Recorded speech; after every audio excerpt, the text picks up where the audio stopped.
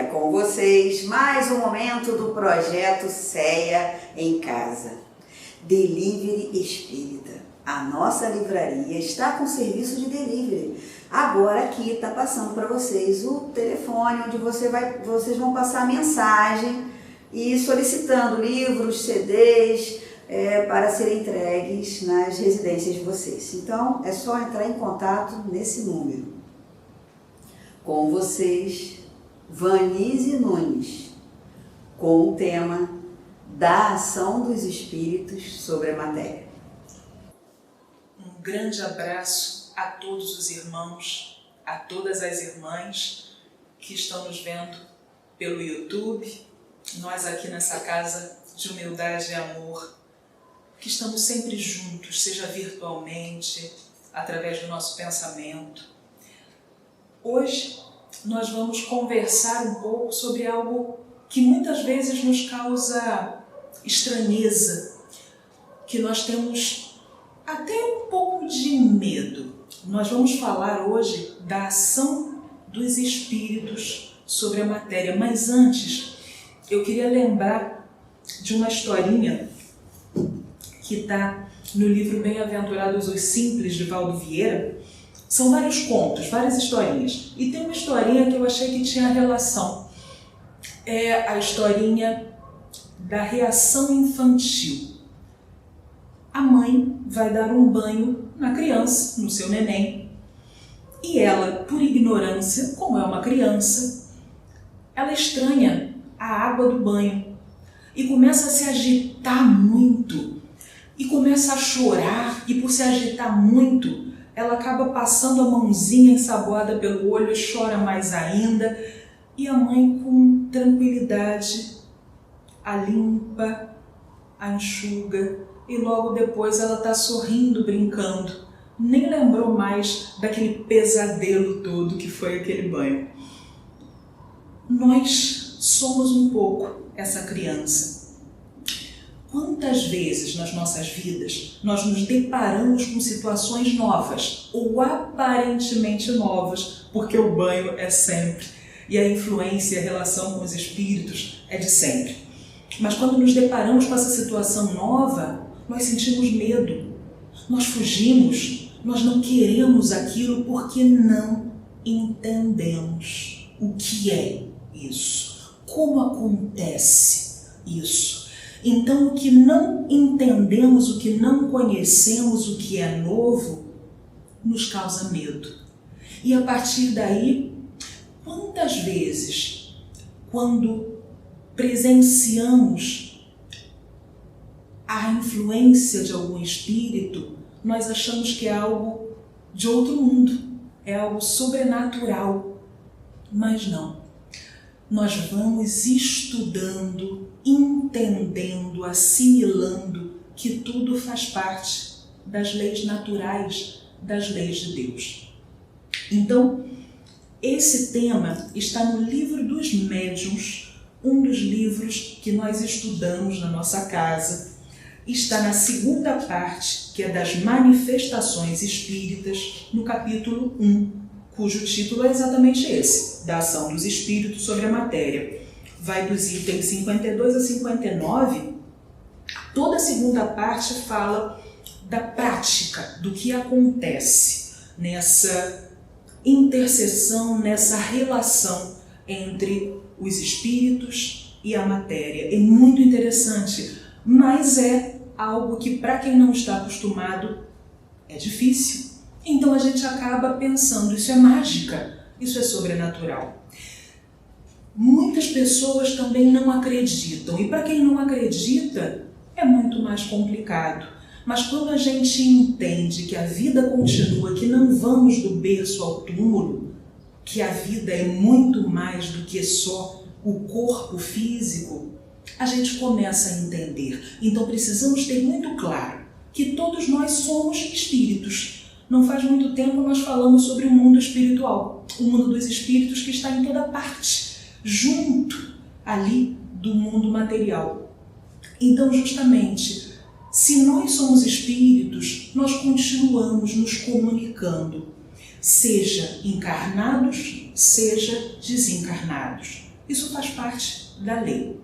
Então, quando nós estamos encarnados, nós temos algo que é o corpo físico. Só que junto desse corpo físico, nós temos um intermediário.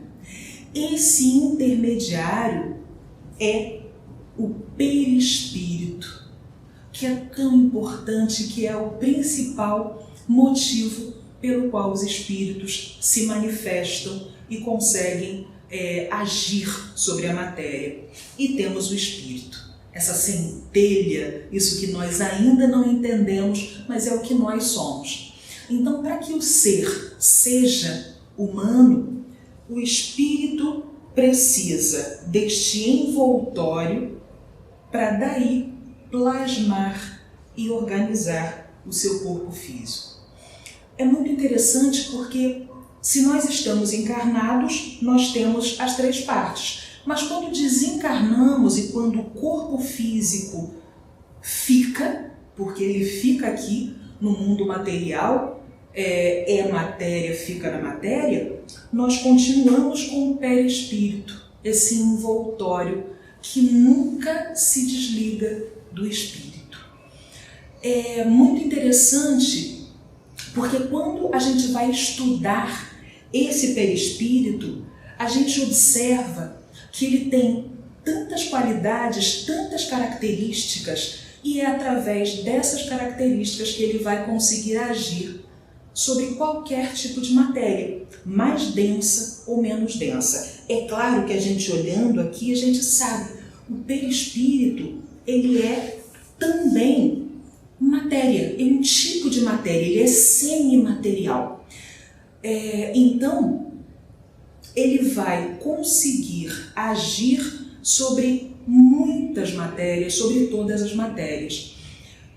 Mas a gente sabe, se nós somos espíritos e se nós lembramos da escala espírita que nós vimos, dos espíritos imperfeitos, que passam para espíritos bons e que passam para espíritos puros, será que todos os espíritos agem da mesma forma quando desencarnados? Acho que a gente, pela lógica, sabe que não. Porque todos nós nos comportamos de maneiras diferentes. Encarnados mesmo, tem pessoas que se comprazem no mal, que querem usar de qualquer recurso para prejudicar os outros. E há pessoas que querem ajudar, que querem o bem seu e do próximo. Então, da mesma forma, quando desencarnados, existem alguns espíritos que se valem dessas características do perispírito para se manifestarem de maneira a assustar. Daí, nós conhecemos várias histórias de espíritos batedores, de espíritos que aparecem, se materializam, e muitos com a intenção de assustar, mas muitos também com a intenção de pedir auxílio.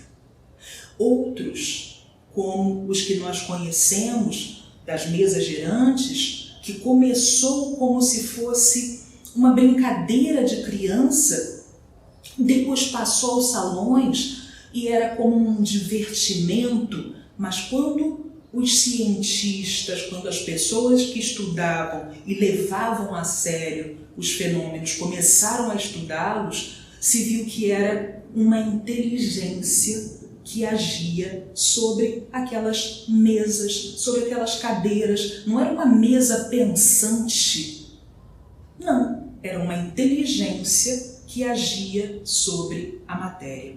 Então a gente tem que observar que para os espíritos agirem sobre a matéria é necessário a vontade do espírito, é necessário o fluido cósmico universal com o perispírito e, muito importante, que haja um médium de efeitos físicos para que toda essa harmonia aconteça e eles possam trabalhar sobre a matéria.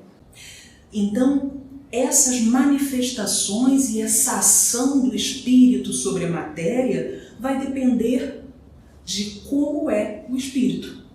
A partir do momento que Allan Kardec começou a estudar esse fenômeno que parecia sobrenatural, mas se viu que não era natural, eram os espíritos se comunicando, primeiro através de batidas, de levantamento dessas mesas, e depois, quando se conseguiu estabelecer por letras as respostas sim ou não, começaram a difundir que eles eram espíritos, que tudo aquilo fazia parte da lei universal.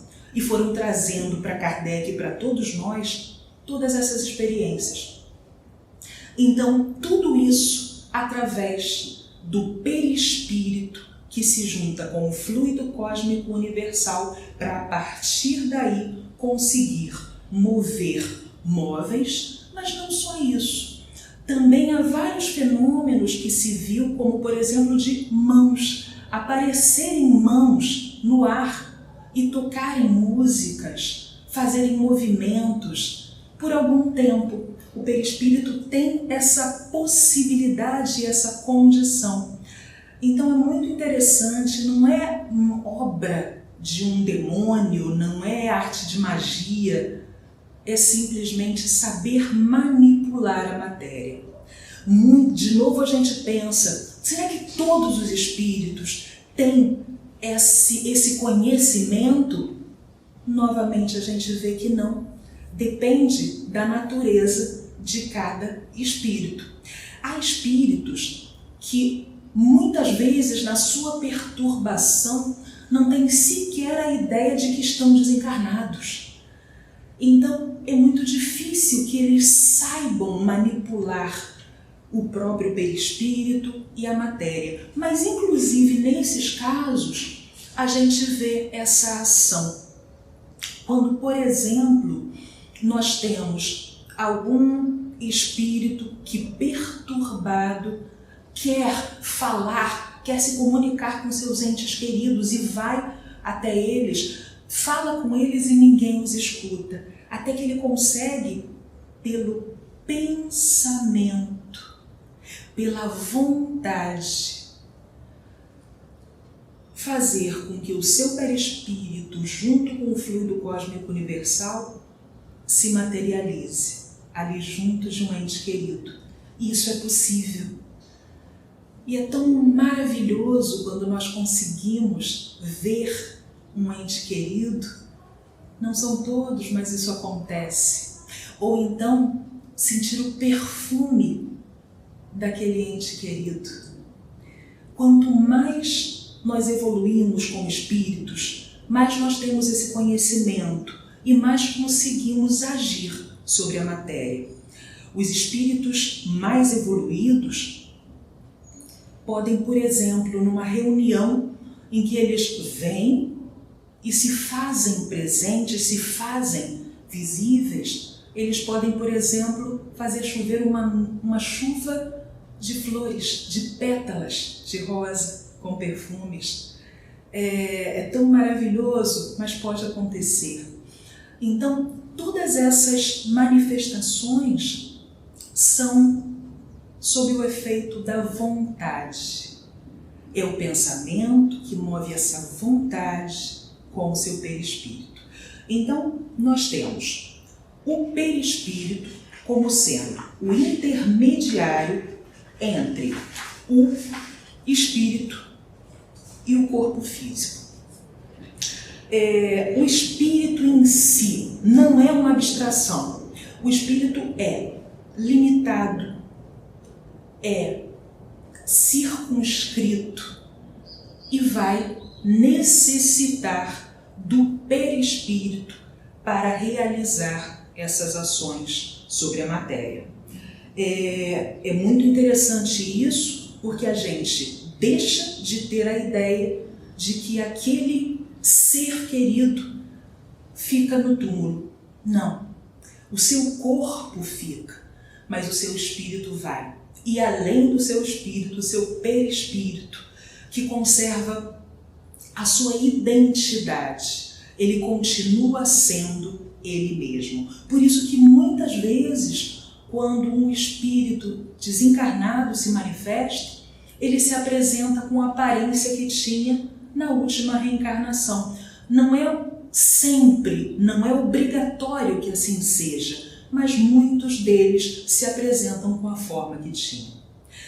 Interessante também, quando a gente pensa nisso, na capacidade do perispírito de moldar a matéria e moldar a si mesmo, porque uma coisa é o meu corpo físico. Principalmente agora, já nessa idade, as dores impedem que eu faça determinados movimentos. Eu não sou flexível o suficiente para fazer uma série de movimentos, de atividades. Mas o meu perispírito sim.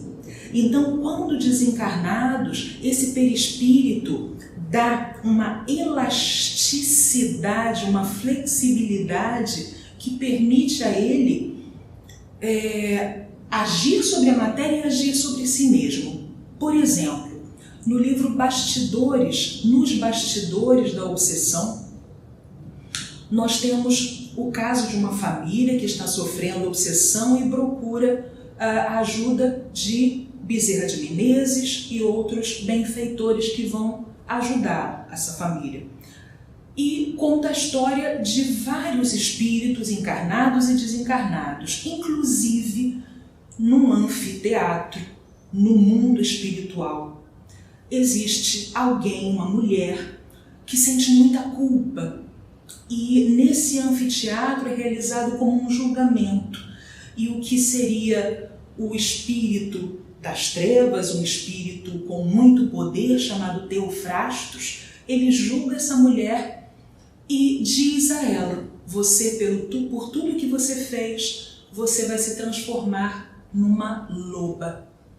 Entendamos que ela não vai se transformar num animal, mas simplesmente o seu perispírito, pela culpa, aceita aquela sugestão, aceita aquela influenciação e o seu perispírito flexível se molda e ela se transforma perispiritualmente em um lobo.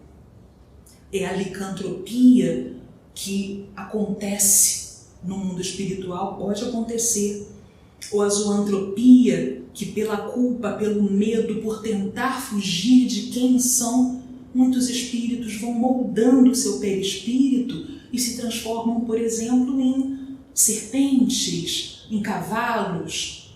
Isso é possível. Nas reuniões mediúnicas nós temos essas situações. Então, o perispírito é totalmente flexível, ele se molda. E a partir daí ele vai agindo cada vez mais sobre a matéria. Então, nós temos que todos conservam a forma humana, mas é possível que haja essas modificações pela vontade, pelo pensamento, pela culpa. Tudo isso é possível. Nós sabemos que o perispírito é parte integrante do espírito. Então, conforme nós vamos evoluindo, o perispírito vai ficando cada vez mais sutil, mais leve, mais fluido, até o momento em que praticamente não haverá essa matéria, porque todos nós, como espíritos, temos essa destinação, nós vamos evoluindo, progredindo e chegará o momento em que seremos espíritos puros como Jesus. Então, ele precisou de muito tempo para se adensar o seu perispírito para conseguir reencarnar na Terra. Então, nós temos isso acontecendo. Então, o espírito precisa da matéria para agir sobre a matéria. Isso é lógico. E essa matéria é o perispírito. Então, simplesmente a ação do espírito sobre a matéria se dá através do perispírito, juntando-se com o fluido cósmico universal que está em toda parte. Nós fomos constituídos desse fluido cósmico universal.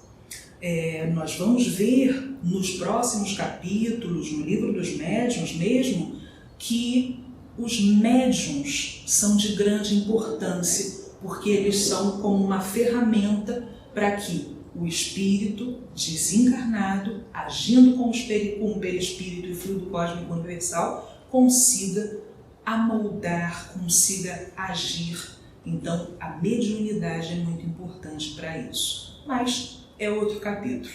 Nesse capítulo 1, nós vamos vendo que todos os efeitos que acontecem, as ações dos espíritos sobre a matéria, são de ordem natural. Então, é muito importante que nós estudemos o espiritismo. Não é à toa que as mesas girantes começaram como um fenômeno. Não é à toa que os espíritos se comunicaram com tantos estudiosos, não apenas com Kardec, com Leon Denis e com tantos outros. Era muito importante que naquele momento em que a sociedade estava cética, sem acreditar em nada, que ela entendesse que todos fazemos parte de uma mesma sinfonia universal, que os acordes aqui e ali não são isolados, que todos fazem parte de uma mesma música tocada por Deus. Quanto mais nós estudamos, quanto mais nós entendemos o porquê que o espírito age sobre a matéria para se comunicar, para fazer com que nós entendamos a necessidade da comunicação, da boa convivência, da relação entre encarnados e desencarnados. Cada vez que nós entendemos mais isso, nós vamos evoluindo. Hoje, nesses nossos dias, em que nós queremos saber tantas coisas, mas ao mesmo tempo nós temos tanta desinformação, nós acreditamos sem verificar. Precisamos nos lembrar de Kardec, precisamos nos lembrar do Espiritismo, que junta a filosofia com a religião, mas com a ciência, estudando, verificando, comparando, tendo a fé raciocinada. Só a partir daí que nós conseguiremos realmente passar por todas as crises, seja de qual tipo, uma crise financeira, uma crise social, uma crise moral, porque nós entendemos o porquê das coisas acontecerem e que tudo passa pela vontade de Deus. Por isso, meus irmãos, vamos estudar cada vez mais, tentar compreender que tudo está em harmonia, que nós realmente somos todos parte desse universo, irmãos, filhos de Deus. Que tenhamos todos muita paz sempre.